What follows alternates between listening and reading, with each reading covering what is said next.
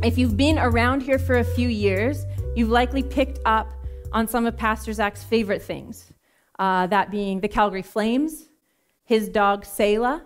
Winnie is like a distant second, that's his other dog. His wife and daughters. These are not in any order, by the way. Jesus, the city of Calgary, he loves the city of Calgary, and music, just to name a few of his favorite things. But it's this deep love of music that he has that drives this series that we revisit every 2 to 3 years. It's our summer song series. We typically do it every other summer, but we one time took 2 summers off from doing it, and some of you revolted. You're pretty upset. And so since we didn't do it last summer, we decided we better do it again this year. So in the past, if you haven't been with us, in the past we've gone through sort of decades of music over kind of the 6 to 8 weeks, picking a top song from each decade, sometimes one that had significant cultural impact, sometimes ones that were just a classic or our favorite. We then take the songs, its themes, or maybe the sentiment of certain lyrics, and we dive in to see what the Bible has to say about it. This year will be very similar, but for the first time ever, we've picked one group, and we're going to spend our entire summer in their catalog. So Summer Song Series 2024 is all Simon & Garfunkel, all summer. 6 songs over 6 weeks. If you like Simon & Garfunkel, this should be fun for you. If you dislike Simon & Garfunkel, first of all, that's crazy.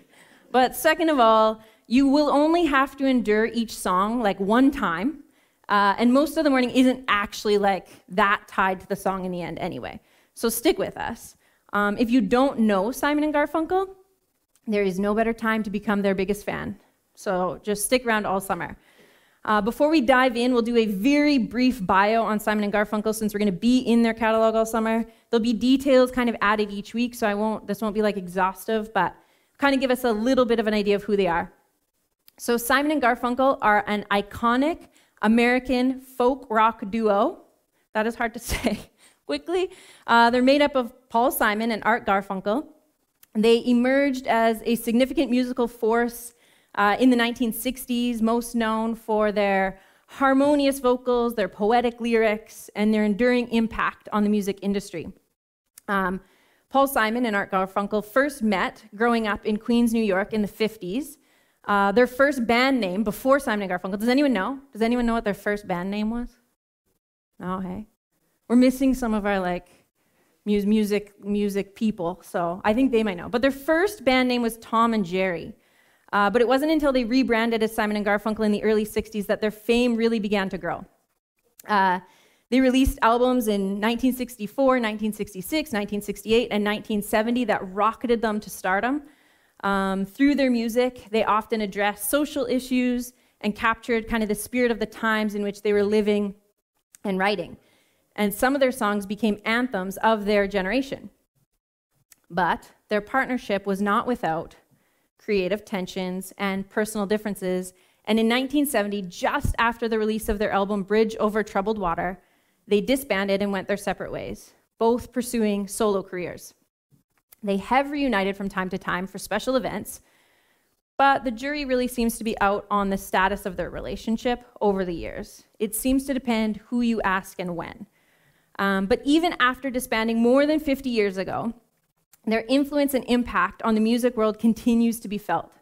Their songs still bringing in newer and younger audiences, continuing to find spots often on several movie soundtracks. And the music is still capturing the hearts of listeners from every generation.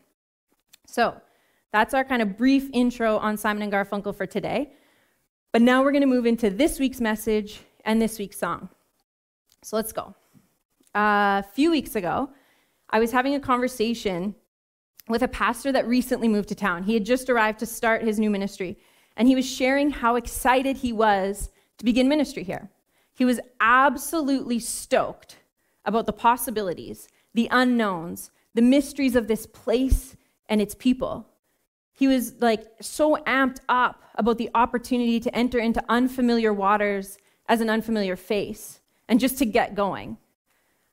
Which then got me thinking, after this conversation with him, about the beginning of my first ministry assignment. And it got me reflecting on what that was like and how I felt at the start. And I was definitely excited about the role. The job itself felt kind of wild and crazy and exciting. I was nervous energy to step into it. There was certainly anticipation about what God might do in and through it. The place and the people in which I was starting my first ministry didn't hold the same mystery to me, nor did I to the people or place. Because 15 years ago, actually 15 years and 2 weeks ago, I was introduced as the new youth pastor in this very spot, but on the old stage that stood in this place just a little lower, right here by Russ Newdorf, in my hometown. And so I was very familiar to the group and the place, and the group and the place was mostly familiar to me. Now, hometowns are funny places. Most, if not all of us, have one. I suppose the only exception being someone that moved around a ton growing up. But most all of us have a hometown, or somewhere we consider a hometown. And most of us have probably either failed to give our hometown the credit it's due, or we over-glorify it and excuse its shortcomings, offended when anyone would refer to it as anything other than paradise on earth. But the smaller the town, seemingly the more slander it receives. But regardless of if we love or hate our hometowns, returning to them almost always evokes some sense of feeling. An air of superiority that you're so glad you made it out of that dump. A good riddance sort of feeling you've outgrown that place and those people. Or perhaps more of a nostalgia. You're glad you're not still there, but years later you can be thankful for the way it shaped you. For some, it's a familiar heartache every time you go home because you always miss it. Always hope to return more permanently, but life has you someplace else for a season. And for others, a return to our hometown bubbles up a longing for what once existed there for us, but no longer does. A homesickness that can no longer be satisfied in that home. Hometowns are very rarely neutral. And the first song we're going to look at in this series is My Little Town.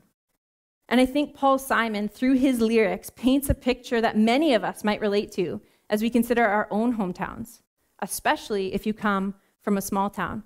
So Zach, I forgot to put it in, but it's in there. Did you find it? Okay, perfect. So Zach's going to hit go on our song, and then I'll come back up.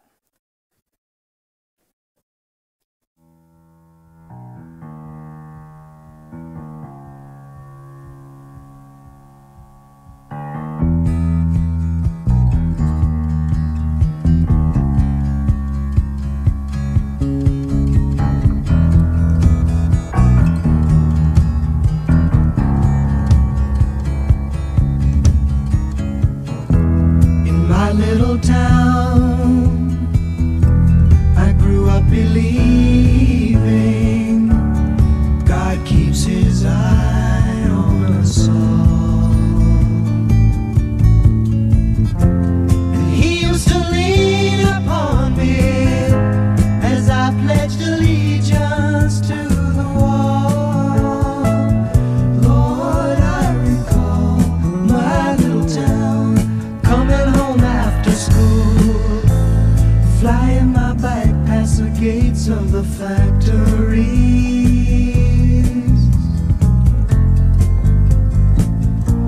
My mom doing the laundry, hanging out shirts in the dirty breeze. And after it rains, there's a rainbow, and all of the colors are black. It's not that the colors aren't there, it's just imagination they lack. Everything's the same back in my little town, my little town.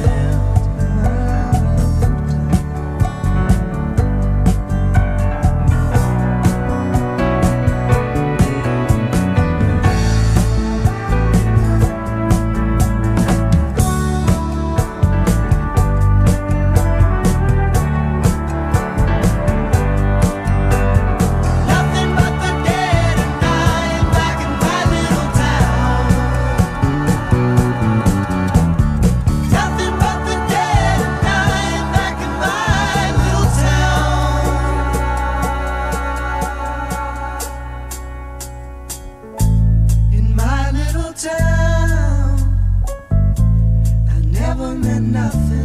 just my father's son.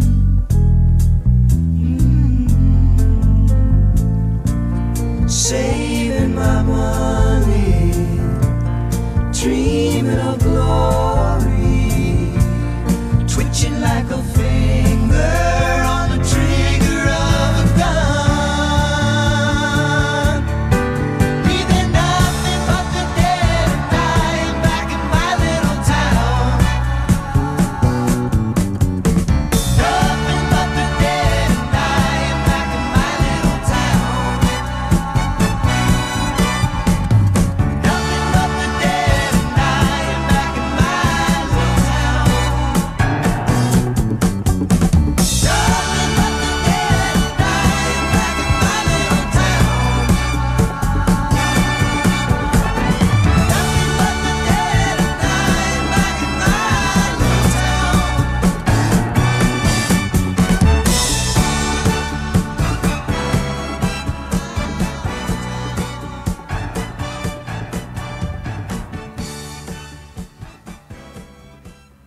All right, so that is My Little Town. This song was written by Paul Simon and released in 1975 after Simon and Garfunkel had gone their separate ways. Paul Simon is quoted as saying that this wasn't an autobiographical song for him. He did write it with a friend in mind who came from a small town, and he actually initially wrote it for Garfunkel to release and to record and release on his own solo album. But after playing it for him, the two decided to team back up and collaborate for this one track. And then they both released it on solo albums that same year, 1975, but it actually wasn't released on a duo album for over 20 years. And then it was released in 1997 and in 1999 on kind of like compilation albums. My Little Town became Simon and Garfunkel's 8th top 10 hit on the Billboard Hot 100 in late 1975. And Billboard described the song as a good, nostalgic, Americana-style song that builds throughout. I think it's, the lyrics and the melody and the harmony and all of it that makes this song what it is, but I think it's also the nostalgic relatability that has kept the song playing and replaying in people's living rooms and vehicles and minds for decades. That nostalgic relatability of a hometown. And so for us here today, and for many of us who have listened to this song for almost 50 years, we rediscover when we hear these lyrics that hometowns impact us, for better and for worse. And when we look to the Gospels, we see that Jesus too was impacted by his hometown. All 3 synoptic Gospels tell the story of Jesus returning to his hometown of Nazareth to preach the word and to minister as he'd been doing in all the surrounding area. Even John includes a brief remark in his Gospel about Jesus' conclusion on his hometown. But for today, we're going to turn to Mark's account of Jesus' hometown experience. So if you want to follow along in your own Bibles, you can turn to Mark 6, verse 1 to 6. And we're going to look at Jesus in his hometown. So starting in Mark 6, verse 1, Jesus left there and went to his hometown, accompanied by his disciples. When the Sabbath came, he began to teach in the synagogue, and many who heard him were amazed. Where did this man get these things, they asked. What's this wisdom that has been given him? What are these remarkable miracles he's performing? Isn't this the carpenter? Isn't this Mary's son? And the brothers of James, Joseph, Judas, and Simon? Aren't his sisters here with us? And they took offense at him. Jesus said to them, a prophet is not without honor except in his own town, among his relatives, and in his own home. He could not do any miracles there except lay his hands on a few sick people and heal them. He was amazed at their lack of faith. So in this text, we see Jesus travel into Nazareth, his hometown, right after some incredible ministry.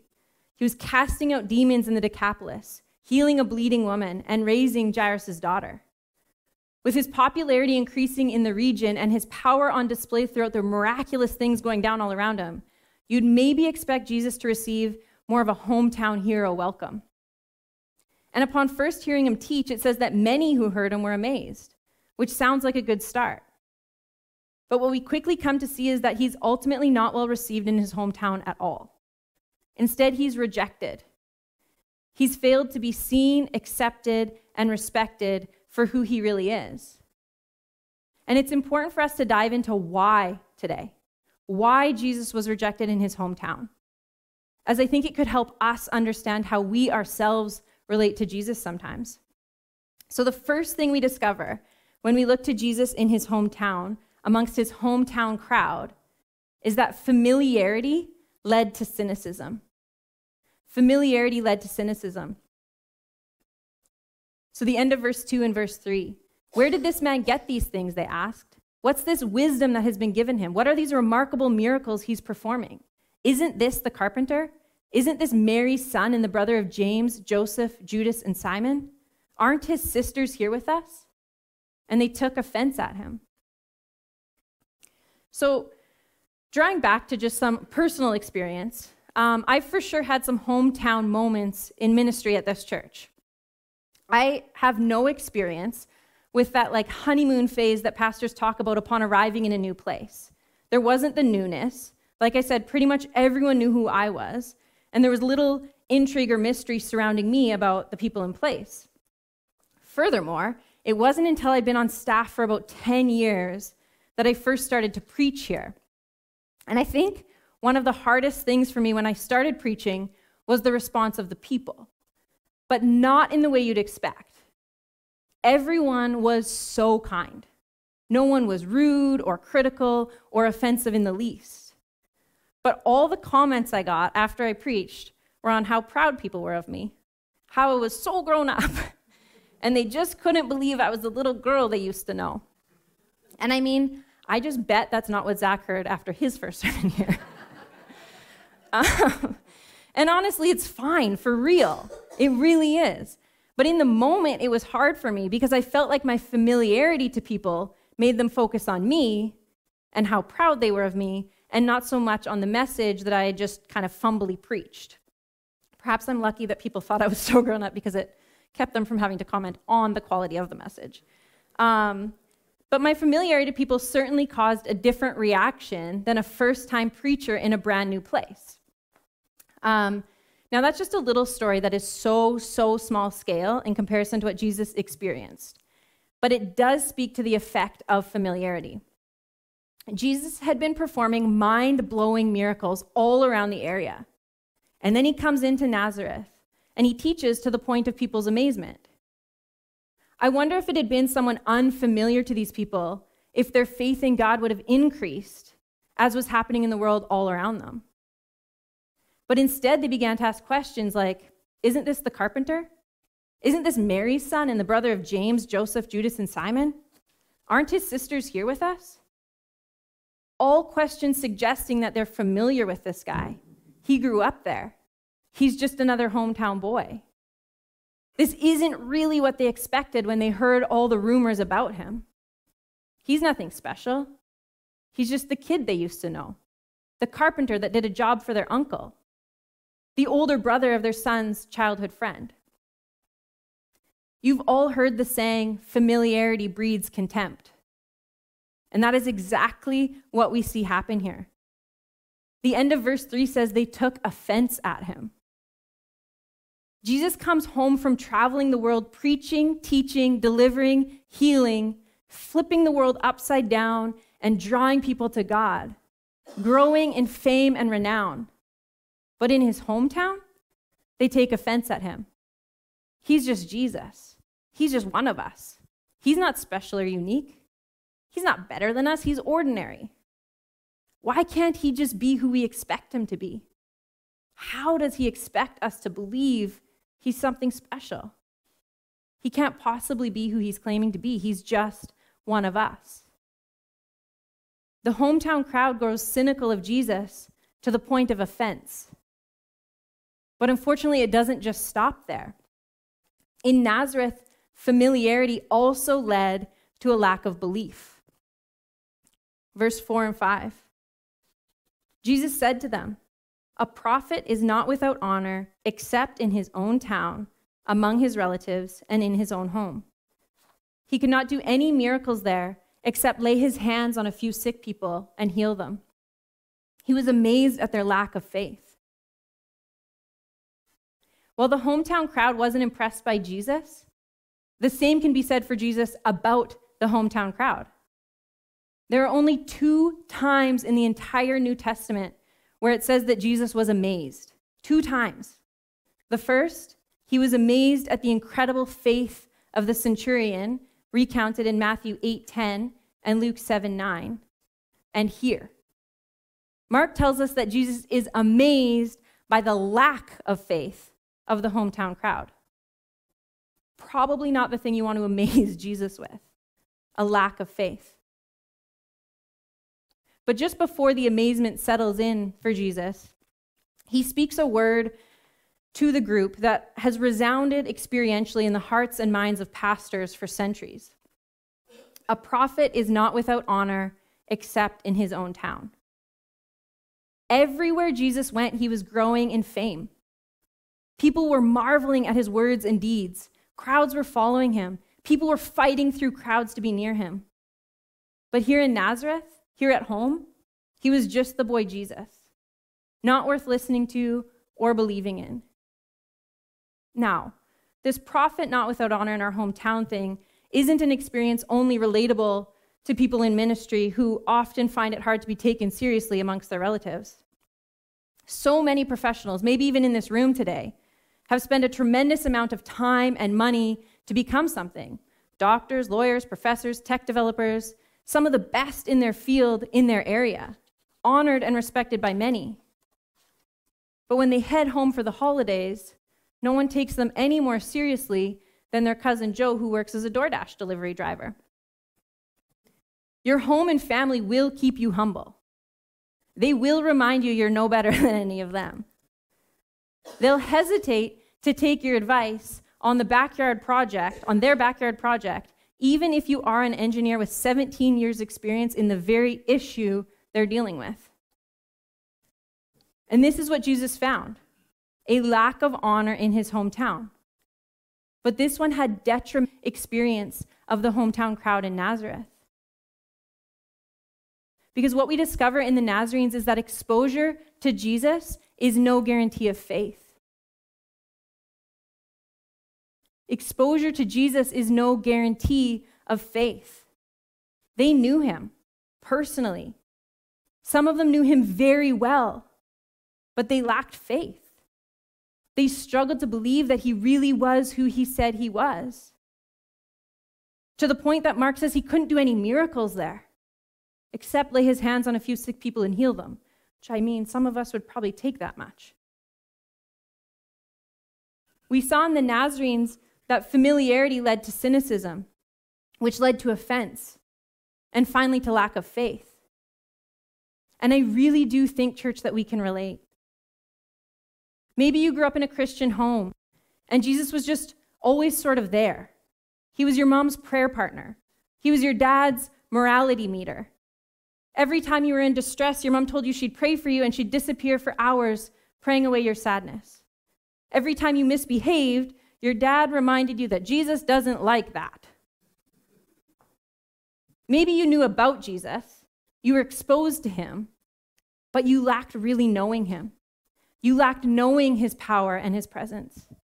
He was more like a familiar knick-knack in the family collection of knickknacks proudly displayed in your mom's or maybe your grandmother's china cabinet. Familiar, but not awe-inspiring. Your home was just another one of his millions of hometowns spread across the globe. You knew him as someone who was always kind of there, but you lacked any depth of relationship that would increase your faith in him. Because exposure to Jesus is no guarantee of faith. Maybe as an adult in your own home, you've allowed Jesus to become the familiar knick-knack. He's there. He's referenced from time to time. If nothing else, he sort of serves as that ticket to finally get to eat your dinner. But he's a bit dusty. No longer the awe-inspiring Savior you first came to know and love. And maybe most days this feels okay. We're mostly okay with this arrangement. We're mostly good with Jesus. We love him and we know that he loves us. We go to church every week, happily even for the most part. We worship him with our church family. Some of us even join in the small groups, serve in the kids ministry, play on the worship team. Some of our coworkers even know that we are a Christian. But like the Nazarenes, we don't really see much of his power in our lives. Some of us have fallen victim to the bad thinking that he doesn't really do that anymore, so we don't expect him to. Some of us would rather not be disappointed if he doesn't come through, so we don't even hope for him to act. But I think for almost all of us, it's at least in part because we've got a hometown mentality around specific areas of our life. As a big idea and on the surface, Jesus is great. And perhaps our whole life doesn't have a hometown mentality toward Jesus. Unlike the Nazarenes, we are willing to admit that he is the Son of God. We're willing to accept him as the Savior, the one who came, lived perfectly, dying and taking on our sins and the sins of the whole world, rising from the dead and conquering death, ascending to the right hand of the Father to prepare a place for us to be with him again one day. We're cool with all that. But we do have a hometown mentality around specific areas of our life. Maybe it's a relationship, a significant relationship that is strained or cold or fractured. Maybe with a spouse or a child or a parent or a friend, and you're desperate to mend it. Maybe it's a job that isn't going the way you need it to, and you're desperate for a solution. Maybe it's finances. There just isn't enough and you need something to change fast. Or maybe it's a dream, something you've been desiring to have or to do, working toward, hoping for, longing for so long, and you just haven't seen it come to pass. Maybe in some of these areas of your life, you have a hometown mentality running rampant, believing he won't really touch that area of your life. Your familiarity with him has caused you to forget or fail to notice his power. Forget his ability to act and heal and change and transform. Maybe it's caused you to forget his care, his compassion. Maybe you've forgotten his desire for good and flourishing. Maybe his knick-knack shelf status in your life tells you that you have to worry about those things. Because in this area of your life, he's no more able to handle it than you are. So you better handle it yourself. That way, you can get it done right, the way you want. Jesus isn't impressive here. He doesn't care about this. Sure, if someone gets sick that I love, I'll pray for him to heal them. But this situation I've got on my hands, Jesus isn't concerned about that. So I better be. And our faith falters, even if in just that one area. Our hometown mentality tells us that Jesus is not quite powerful enough for that thing, or I'm not quite special enough for him to care about that. And like Paul Simon said, we lack imagination for what he might do. We lack imagination for what Jesus might do. We cannot imagine that Jesus might have a plan for even that area of our life. And slowly the dead and dying reality sets in. Compartmentalized areas of our life slowly wither because they lack the faith that Jesus can touch them. A part of us cries out among the congregation on a Sunday morning that Jesus is good, he's powerful, and he's worthy of praise. But inside of us, we have hometowns that are set up, that are dead and dying, because we don't believe that Jesus really is who he says he is over that area of our life. Nothing but the dead and dying in my little town. Because exposure to Jesus is no guarantee of faith.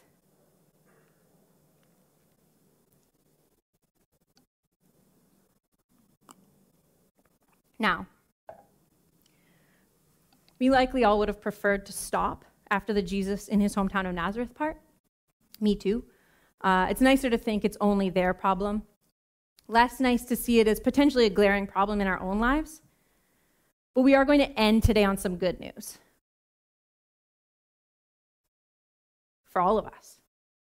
The whole gospel story is that Jesus came to give life to the dead and dying. Jesus came to give life to the dead and dying. In John 10:10, Jesus says that the thief comes to steal, kill, and destroy. But he came that we may have life and have it to the full. Church, the thief is here. He is active, he is present, and he desires to steal, kill, and destroy. That is his only mission. To steal your peace, to steal your joy, to steal your hope, to kill you, to destroy your life, destroy your relationships, destroy your soul. But Jesus has come that we may have life and have it to the full.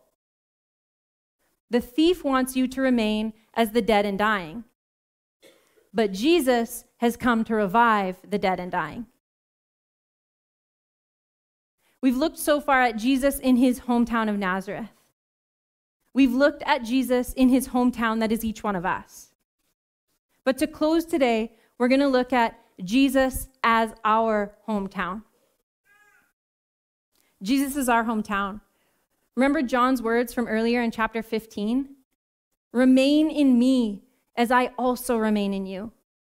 If you remain in me and I in you, you will bear much fruit.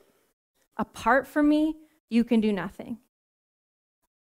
Just as Jesus is in us, we must remain in him. And the remaining is more than exposure to Jesus. It's more than a familiarity of Jesus. The remaining is an abiding in Jesus, a steadfast commitment to continually draw near to Jesus, to find your home in him, your rest in him, your nourishment in him. Just as the branches must remain in the vine to bear fruit, we must remain in Jesus to grow in faith, to believe that he really is who he says he is. He really is that powerful. He really is that good. He really can be trusted. He really will give us life even now, even to those areas in our life that are currently dead and dying. We have to remain in him. Paul says to the Colossians, to them, God has chosen to make known among the Gentiles the glorious riches of this mystery, which is Christ in you. Christ in you, the hope of glory. To them, God has chosen to make known Christ in you, the hope of glory. I think this is one of those verses that we skim over far too often. Christ in us, the hope of glory, hope of beauty, hope of wonder, hope of splendor, hope of magnificence, hope of life. This is the hope we have with Jesus living inside of us. But wow, do we settle for so much less? Church, if you have decided to follow Jesus, if you have decided to accept him as your Savior and your King, if he is living inside of you, do not let familiarity rob any ounce of his power in you. Do not succumb to the temptation to believe that he's no more powerful or able to bring back life to those areas inside of you that are dead and dying than you are. John reminds us that Jesus came to give us life to the full. Paul reminds us that Christ in us is the hope of glory. The hometown crowd in Nazareth had Jesus in their midst, right there. They could hear his words, touch his skin, see his presence, and they failed to recognize him as their hope of glory.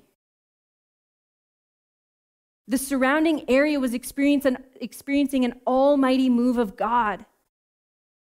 But the hometown crowd missed out because they rejected Jesus for who he really was. They lacked faith to believe that he was who he said he was and could really do what he claimed to do. And so he left them in their dead and dying ways and went out and continued to transform elsewhere, where they did believe, where they did have faith. Every hometown we have set up inside of us that fails to trust and believe that Jesus is who he says he is, that he is all-powerful, every issue in our lives that we believe we are better equipped to handle on our own than to ask Jesus to work in with belief that he can, fails to recognize Christ in us, the hope of glory, and instead rejects Jesus as a simple hometown boy with no power and no authority. Church, as we get ready to close today, I would challenge you to think of those areas, even now, those specific areas in your life, the ones where you find it really hard to trust Jesus with, where you continually cycle through your own fears, your own doubts, and your own worries. And then ask yourself, do I believe Jesus is powerful enough to act even here? Do I believe that Jesus can heal even this? Transform even this? Bring life out of even this? Because the hometown crowd didn't, and they missed out. But those who were amazed by Jesus, those who really believed, they experienced the hope of glory. We all know that not every problem gets solved the way we want. We've lived long enough to know the pain and destruction of this world. But in the midst of it, Jesus promises life. In the midst of it, Jesus promises life. We lack imagination for what he might be able to do. And so we don't believe at all.